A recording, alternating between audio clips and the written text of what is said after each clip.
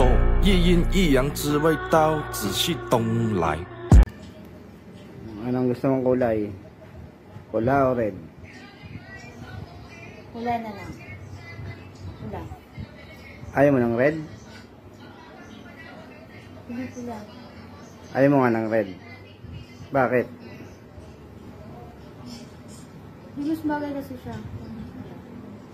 Di yan. Pula. Ang gusto niya, ayaw niya ng red. Pero parang mas gusto ko yung red kaysa pula. Tingin mo.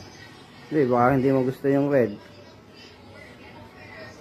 Alin na yung ano, ikaw na lang. Ikaw mag-ano.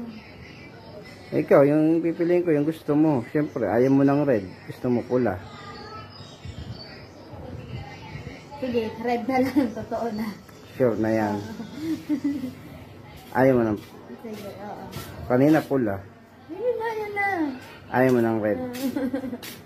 Sure na yan, finals na. Ano kulay niya? Ayaw nga niya ng red. Gusto niya, ayaw red nga, ayaw niya ng pula. Ano kulay niya? Top 3 colors. Hindi, pula. Ayaw nga niya ng pula. Gusto niya red eh.